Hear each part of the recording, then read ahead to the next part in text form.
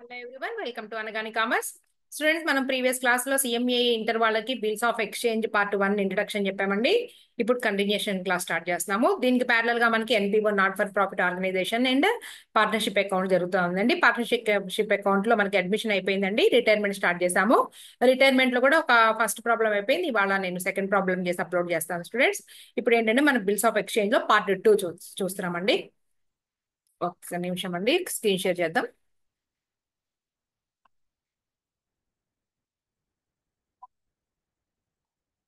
Okay, right. ఇదిగోండి, మొన్న introduction చెప్పానండి. Definition of bill part 1 class లో ఇంట్రడక్షన్ పార్ట్ 1 క్లాస్ లో మనం బిల్ డెఫినేషన్ బట్టి ఎప్పుడైనా సరే ఫీచర్స్ ఉంటాయండి, చూసుకోండి. ఓకే, తర్వాత పార్టీస్ టు బిల్ కూడా అయిపోయింది. పార్టీస్ టు బిల్ తర్వాత మనకి ఎన్ని రకాలు ఉన్నా కూడా మనకి ఏంటంటే main accommodation bill and trade bill అది కూడా అయిపోయిందండి. ఓకే, ఇంకా ఈ థియరీ అంతా కూడా మనకి అవసరమైనప్పుడు చెప్పుకుంటూ మొత్తం కవర్ చేసేద్దాము. అయితే ఇప్పుడు ఒక ఎగ్జాంపుల్ తీసుకుందాం మనం. ఒక ఎగ్జాంపుల్ తీసుకుని ఆ ఎగ్జాంపుల్లో నేను మొత్తం అంతా కూడా ఎక్స్ప్లెయిన్ చేద్దాం అనుకుంటున్నా. రైట్, పార్టీస్ టు బిల్ వరకు అయిపోయిందండి మనకి. ఒక ఎగ్జాంపుల్ తీసుకుందాం. On first 1/1/2024 X sold goods to Y for rupees 3 lakhs. 3 లక్షల రూపాయలకి గూడ్స్ అమ్మాడు. On the same day X drawn a bill గడువు తెలియాలిగా మనకి. X drawn a bill. Okay, ఎవరి మీద? On Y. ఎన్ని నెలలకి అంటే ఫర్ 2 months, 2 నెలల bill. On the due date. Okay, next ఏమైంది? ఆన్ ద సేమ్ డే రాశాడు కదండి, Y for 2 months. Okay, Y accepted it. తర్వాత ఏం చేశాడు? ఎండ్ సెంట్ టు ఎక్స్ కి పంపించాడు. Right. On the maturity date ఏమైంది? Date bill is honour. ఏం అడుగుతారు question? Write necessary journal entries in the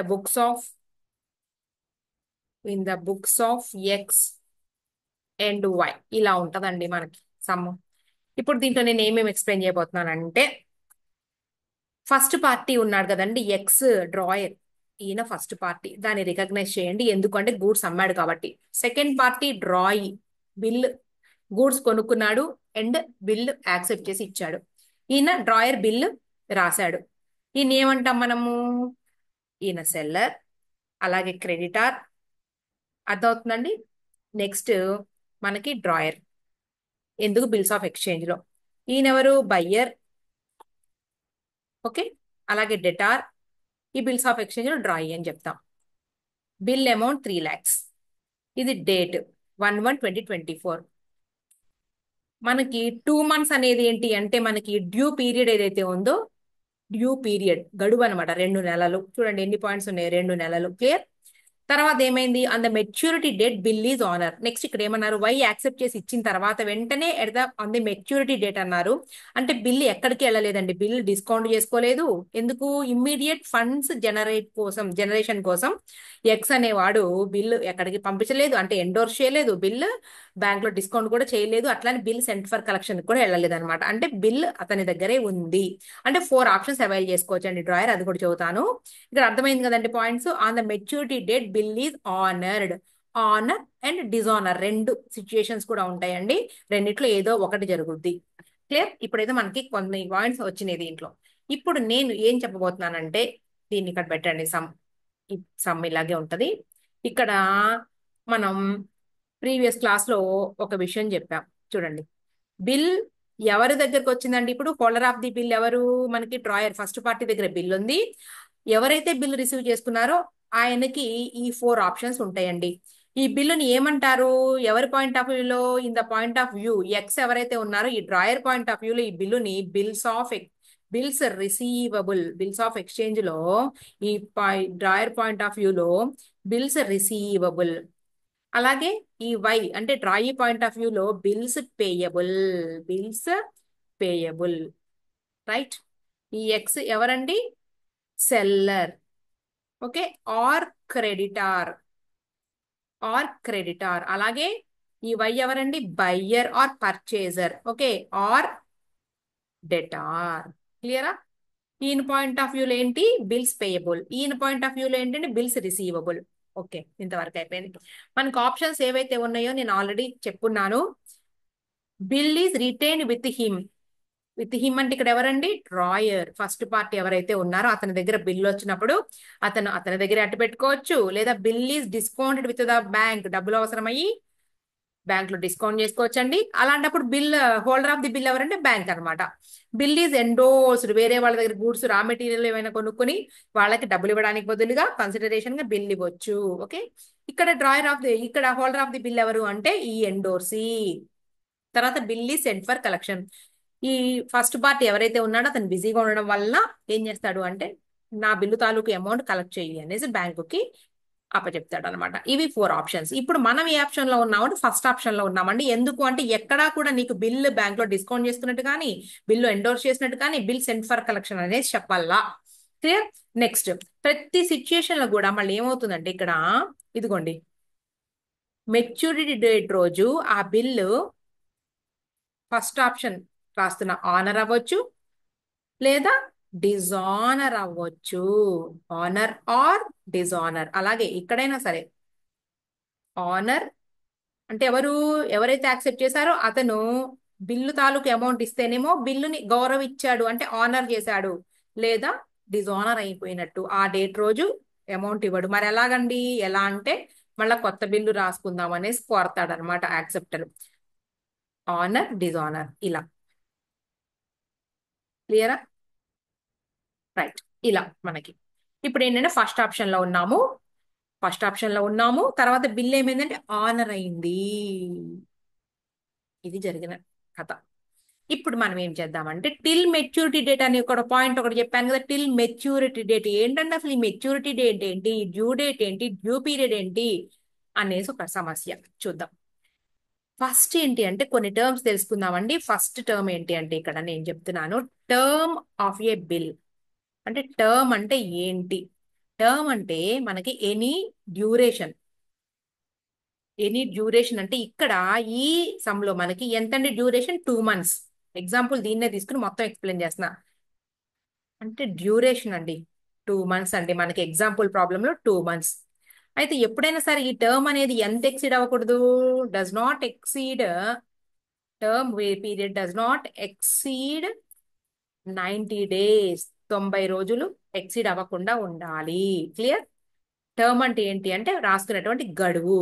దీని తర్వాత నెక్స్ట్ పాయింట్ డ్యూ డేట్ అంటే అర్థం ఏంటి అంటే మనం బిల్లు రాసినటువంటి డేట్ నుంచి లేదా బిల్ యాక్సెప్ట్ చేసినటువంటి డేట్ నుంచి ఏది ఇస్తే అదండి.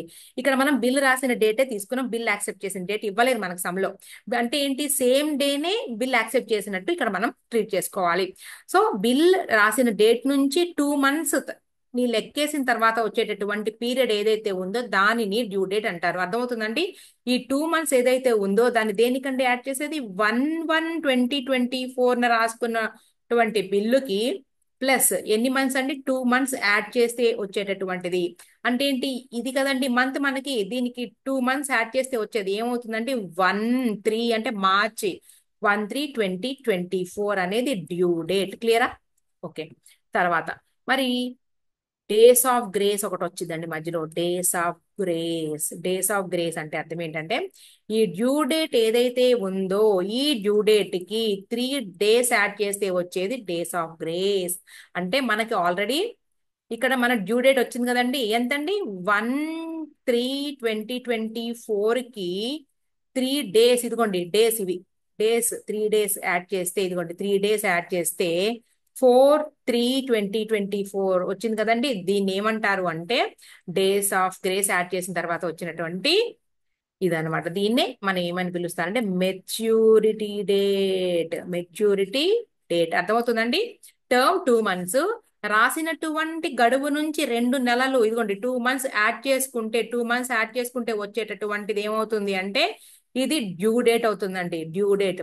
దీనికి 3 days యాడ్ చేస్తే వచ్చేటటువంటిది ఏమవుతుంది అంటే మెచ్యూరిటీ డేట్ అవుతుంది. ఆ మెచ్యూరిటీ డేట్ 4. ఇది క్లియర్. అంటే ఇంకో 3 days అడిషనల్ గా ఇస్తున్నాం అనమాట మనం ఎవరికి, డ్రాయీకి. ఇది సరే. ఇక్కడ ఒక డౌట్. ఈ మెచ్యూరిటీ డేట్ ఏదైతే ఉందో ఇది గనక ఒకవేళ పబ్లిక్ హాలిడే అయితే, పబ్లిక్ హాలిడే అంటే ఏంటి, 15th జనవరినా, సారీ 15th 15 ఆగస్ట్ అంటారు కదా, 15th ఆగస్ట్ కానీ 26th జనవరి కానీ, ఓకే, లేదా October 2 ఇలా పబ్లిక్ హాలిడేలు ఉన్నాయి కదండి మనకి. అలా అయితే మరి ఏంటండి, మరి బ్యాంకులు పనిచేయవు కదా, ట్రాన్సాక్షన్స్ ఎలా అంటే అప్పుడు దాని ముందు ఉన్నటువంటి డేట్ అంటే థర్డ్ అవుతుందండి. థర్డ్ 3వ తారీఖు అవుతుంది. అంటే దానికి ముందున్న రోజు. అది ముందున్న రోజు కూడా ఒకవేళ సండే అయితే ఇంకా దానికి ముందున్న రోజుకి వస్తాము. క్లియర్. తర్వాత నెక్స్ట్, ఒకవేళ సడన్ హాలిడే అంటే ఒక ఎమర్జెన్సీ హాలిడే అయింది అనుకోండి, అప్పుడు నెక్స్ట్ వెంటనే వచ్చేటటువంటి ఫాలోయింగ్ డే ఏదైతే ఉంది 4వ తారీఖు అనుకోండి మెచ్యూరిటీ డేటు, దాని తర్వాత వచ్చేటటువంటి 5వ తారీఖు మనకి ఈ మెచ్యూరిటీ డేట్ అవుతుంది. రైట్. ఇదండి విషయం మనకి. ఇంతవరకు మనకి అయిపోయినాక ఇప్పుడు మనం దీంట్లో ఒకసారి థియరీ చూసుకుని మళ్ళీ మనం ఎగ్జాంపుల్ సమ్లోకి వద్దాము. ఇక్కడ ఇచ్చారు చూడండి, ఇక్కడ అంతా మొత్తం ఉంది. Maturity date in case of on demand bill అంట. క్లియర్ గా టర్మ్ ఆఫ్ బిల్ ఇవన్నీ ఉంటాయండి, వాటి దగ్గర నేర్చుకుంటే సరిపోతుంది మనం. Okay right. వీటి గురించి ఇక్కడ చెప్పారండి examples. When the period of the bill is given in months, నెలల్లో ఇస్తే ఎలా ఉంటుంది. నేను చెప్పింది ఎగ్జాంపుల్స్ ఇక్కడ. ఇదిగోండి, if A bill date 4th May 2022 is payable 3 months అంటే 4th ఆగస్ట్ అవుతుంది. అంతే. 4th Mayకి మనకి జూన్ జూలై ఆగస్ట్ ఈ 3 నెలలు కలుపుకుంటే 4th August 2022 అవుతుంది. 3 days ఆఫ్ గ్రేస్ కలుపుకుంటే 7th August 2022. ఇంతే. ఓకేనా. రైట్. థియరీ కూడా మనకి సేమ్. ఇదిగో when the period of bill is given in days లో, రోజుల్లో ఇస్తే ఎలా ఉంటది అనేసి అంటున్నారు. నేను రోజుల్లో ఇచ్చినప్పుడు సమ్ లో వచ్చినప్పుడు నేను ఎక్స్ప్లెయిన్ చేస్తానండి, ఇక్కడ కన్నా ఈజీగా అర్థమవుతుంది. తర్వాత when maturity date falls a national holiday, public holiday అన్నాను కదండి, అప్పుడు ఏమవుతుంది, if the due date is 15th August అంటే ఇండిపెండెన్స్ డే అయితే then the due date will be 14th August, దాని ముందున్న రోజు. If the due date of the bill is declared as an emergency holiday అయితే ఏమవుతుంది, then the due date of the bill shall be after 1 day from the date of maturity. Example, if the due date of a bill 25th July and it is declared as an emergency, then the due date will be 26th July. నేను already ఏం చెప్పాను అదే ఉంది కదండి థియరీలో. Right. ఇప్పుడు మనం next దీనికి వద్దామండి. ఇది మన ఎగ్జాంపుల్లో నేను term, due date, maturity date, days of grace explain చేశాను. ఇప్పుడు ఏం చేద్దాం, ఈ 4 ఆప్షన్స్ కూడా అవైల్ చేసుకున్నాం కదండి. అవైల్ ఏమైతే చేసుకోవచ్చో చెప్పాను కదా. ఈ అవైల్ చేసుకునేటటువంటి రైట్ ఎవరికి ఉంటుంది అంటే బిల్ ఎవరి దగ్గర ఉంది, మనకి డ్రాయర్ దగ్గర ఉంది, అతనికి ఉంటుంది. తర్వాత ఇంకో మాట ఏం చెప్పాను అంటే నెక్స్ట్ మీకు బిల్ ఆనర్ ఆర్ డిజానర్ అదొకటి. ఇక ఏదైనా సరే ఇప్పుడు మనకి యాక్సెప్ట్ చేసినటువంటి డ్రాయర్ బుక్స్ లో నో చేంజ్. ఆనర్ అయితే ఒక ఎంట్రీ రాసుకుంటారు, డిజానర్ అయితే ఇంకొక ఎంట్రీ, అప్పుడు మారుతుంది. అంతేగాని ఎంట్రీస్ ఏం మారవు. ప్రైమరీ ఎంట్రీస్ ఇద్దరి బుక్స్ లో కూడా ఒకటేనండి. సిచ్యుయేషన్ బట్టి మారేది కూడా ఎవరి బుక్స్ లో అంటే ఈ హోల్డర్ ఆఫ్ ది బిల్ ఎవరైతే ఉన్నారో వాళ్ళే. క్లియరా. ఇప్పుడు ఎంట్రీస్ లోకి వెళ్ళిపోదాం మనం. అసలు బేసిక్ ఎంట్రీస్ ఏంటి అంటే చాలా ఈజీ అండి. కాకపోతే ఎంట్రీస్ అనగానే జనాలు అమ్మో అనుకుంటారు, ఏం కాదు. మనం 2 పార్టులు చేద్దామండి. పరీక్షల్లో ఇక్కడ పక్క పక్కన నేను రాయమాకండి, ఇక్కడ మనం మీకు ఒకేసారి ఎక్స్ప్లెయిన్ చేయడం కోసం నేను రాస్తున్నాను అంతే. ఫస్ట్ ఎవరు, ఇన్ ద బుక్స్ ఆఫ్, మీరు ఒకళ్ళ దాని కింద ఒకళ్ళు రాయండి చక్కగా, date, particulars, debit amount, credit amount అన్ని రాసి. In the books of X, అలాగే in the books of Y, in the books of Y journal entries రాస్తున్నాము. రైట్. ఓకే. ఫస్ట్ ఏం జరిగిందండి, గూడ్స్ అమ్మాడు కదండి ఈయన, గూడ్స్ ఆర్ సోల్డ్. ఈయన ఏం చేశాడు, గూడ్స్ ఆర్ పర్చేజ్డ్. ఇది కదా జరిగింది. రైట్. ఇది సిచ్యుయేషన్, ఫస్ట్ సిచ్యుయేషన్. డేట్ రాసుకుంటాం. 1/1/2024 ఎవరికి అమ్మాడండి? వై అకౌంట్ డెబిటెడ్ టు ఎన్ని లక్షల రూపాయలు? 3,00,000 రూపీస్ టు సేల్స్ ఇన్కమ్ కాబట్టి సేల్స్ అకౌంట్ 3,00,000 రూపీస్. క్లియరా? అర్థమైంది కదా? నెక్స్ట్ సేమ్ డేట్ 1/1/24 పర్చేజ్ కదండి ఈయన గారికి వైకి. పర్చేజెస్ అకౌంట్ డెటార్ టు, మీకు ఫస్ట్ లో ఎంట్రీస్ ఎవరికైనా రాని వాళ్ళకి కూడా క్లియర్ గా ఏనండి అర్థం అవుతుంది. ఎంట్రీస్ కూడా వచ్చేస్తాయి, నార్మల్ జనరల్ ఎంట్రీస్ కూడా వచ్చేస్తాయి మీకు. 3,00,000 రూపీస్. రైట్, అయిపోయింది. సేమ్ డే ఏమైంది? డబ్బులు రాకుండా బిల్ యాక్సెప్ట్ చేసి ఇచ్చాడు, ఇతను రాశాడు, ఇతను రిసీవ్ చేసుకున్నాడు. సేమ్ డే 1/1/2024 బిల్స్ రిసీవబుల్ కదండి ఈయన పాయింట్ ఆఫ్ వ్యూలో. Bills receivable account debtor to ఎవరి నుంచి వచ్చింది అంటే Y account. 3,00,000 rupees, 3,00,000 rupees. Next 1/1/2024 ఇక్కడ ఏం రాస్తాము? ఎవరికి పంపించాము? ఎవరు రిసీవ్ చేసుకున్నారు? ఎక్స్ అకౌంట్ డెటార్ టు వెళ్ళిపోయింది ఏంటి అంటే bills payable account 3,00,000 rupees, 3,00,000 rupees. క్లియరా? అయిపోయింది. ఇదేంటి అంటే బిల్ ఈజ్ డ్రాన్ అండి. సిచ్యుయేషన్ ఏంటి? దీని పేరు బిల్ ఈజ్ డ్రాన్. ఇదేంటి? బిల్ ఈజ్ నేరేషన్ బదులు ఇక్కడ రాస్తున్నా సిచ్యుయేషన్ ఏం జరిగింది అని. Bill is accepted. రైట్. తర్వాత ఎట్ ద మెచ్యూరిటీ డేట్ ఏమైందండి? బిల్ ఈజ్ ఆనర్ అని చెప్పారు కదా. మెచ్యూరిటీ డేట్ అని చెప్పాను కదా. దీనికి డేస్ ఆఫ్ గ్రేస్ 4, 2 months అంటే 3/24 బిల్ ఆనర్ అయింది అంటే డబ్బులు వచ్చేసి cash or bank account debtor 3,00,000 to ఆ బిల్ ఏదైతే వచ్చిందో బిల్స్ రిసీవబుల్ పంపించేస్తాడు. సేమ్ డేట్ 4/3/2024 బిల్ వచ్చేసింది. ఎందుకు అంటే బిల్ ఆనర్ చేశాడు అంటే డబ్బులు ఇచ్చాడు లేదా బ్యాంక్ ట్రాన్సాక్షన్ జరిగింది అని రాసుకుని 3,00,000. రైట్. ఇంతేనండి మనకి ఫస్ట్ సిచ్యుయేషన్ లో ఇలా రాసుకుంటాం ఎంట్రీస్. మనకి సమ్ లో ఏమి ఇచ్చారు ఫస్ట్ సమ్ లో చూసి దాన్ని బట్టి ఆనర్ డిజానర్ అనేది నేను చెప్తానండి. సమ్ ఎలా ఉందో దాన్ని బట్టి ఎగ్జాంపుల్ ప్రాబ్లం అనేది నేను చెప్పడం జరుగుతుంది. ఓకే, ఇవన్నీ కూడా ఎంట్రీస్ అన్నమాట ఇవల్లా కూడా. ఓకేనా? ఫస్ట్ ప్రాబ్లమ్ ఏమి ఇచ్చారు, ఎలా ఇచ్చారు అంటే చాలా సింపుల్, ఏం లేదు. Calculate the due dates of the bills in the following cases. 1st January 2021 date of bill అండి. ఓకే, దాని టెన్యూర్ పీరియడ్ 4 months అంట. అప్పుడు టర్మ్ అన్నానే అది. 23rd November 2021 రెండోది. దీనికి 2 months చేయమంటున్నారండి. మనం సమ్ సొల్యూషన్ ఎలా మనకు తెలిసిందేగా. ఇదిగోండి 1st January అంటే 4 months అంటే మనం జనవరి, ఫిబ్రవరి, మార్చ్, ఏప్రిల్ అంతేనా? ఫిబ్రవరి, మార్చ్, ఏప్రిల్, మే. అవునా? అంటే ఏమొస్తుంది మనకి? 1st April 2021. సారీ, ఏప్రిల్ కాదు కదండి, 1st January తర్వాత 4 months కదా. ఫిబ్రవరి, మార్చ్, ఏప్రిల్, మే. ఓకే, 5th month అన్నమాట. సో మనం ఏం చేస్తాము? డ్యూ డేట్ వచ్చేటప్పటికి మనకి 1 మే అంటే 5వ నెల 2021. దీనికి గ్రేస్ ఆఫ్ డేస్ 3 కలిపితే వచ్చేది ఏమవుతుందండి? 4/5/2021 అండి. ఫస్ట్ దానికి ఆన్సర్ 2021. మరి రెండో దానికి 23rd November 2 months అన్నారు కదండి. నవంబర్ తర్వాత డిసెంబర్, జనవరి. జనవరి తర్వాత అంటే ఏంటి? 23rd January అంటే 1st 2022 సంవత్సరం మారిపోయింది. దీనికి గ్రేస్ డేస్ కలిపితే ఏమొచ్చింది? 26th January వచ్చింది 2022. రైట్. ఇది ఆన్సరా? కాదండి, ఇది పబ్లిక్ హాలిడే. సో అప్పుడు 25th January నీకు మెచ్యూరిటీ డేట్ అవుతుందండి. ఇదిగోండి ఎగ్జాంపుల్ చూసుకోండి ఒకసారి మీరు. ఇదిగోండి 26th, ఇది పబ్లిక్ హాలిడే కాబట్టి మనకి ఆన్సర్ ఇదైంది. ఇదే నేను చెప్పాను మీకు. క్లియర్? ఇది ఫస్ట్ ప్రాబ్లం, చిన్నగా ఉంది. తర్వాత సెకండ్ ప్రాబ్లం ఏమన్నారు చూద్దాం.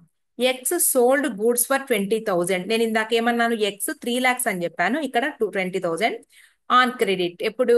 1st January 2022. X drew a bill of exchange upon Y for the same amount for 3 months. Y accepted the bill and returned it to X. Y met his acceptance on maturity. Record the necessary journal entries under the following circumstances. నేను చెప్పానండి first situation చెప్పా. ఏమని? X retained the bill till the date of it's maturity and collected directly. ఇది first option లో మనకు రాయమన్నారు. అలాగే second option, third option, 4, 4 options లో రాయమన్నారు. నేను ఆల్రెడీ మీకు ఎగ్జాంపుల్లో సేమ్ ఫస్ట్ ఆప్షన్ చెప్పాను నేను, అవునా? దాని ప్రకారం మనం చూద్దాం. బిల్లు కూడా ఏమైందండి, ఆనర్ అయింది. చూద్దాం ఫస్ట్ ఎంట్రీ ఏంటి in the books of X. ఇది ఎక్స్ప్లెయిన్ చేసేసానండి నేను. ఫస్ట్ ఆప్షన్ మనం ఇదిగోండి, Y's account debtor to sales. క్లియరేనా? చూసుకోండి, మనం 3 lakhs రాసుకున్నాము, ఇక్కడ 20,000. నెక్స్ట్ ఎంట్రీలో same January 1st bills receivable account debtor to why.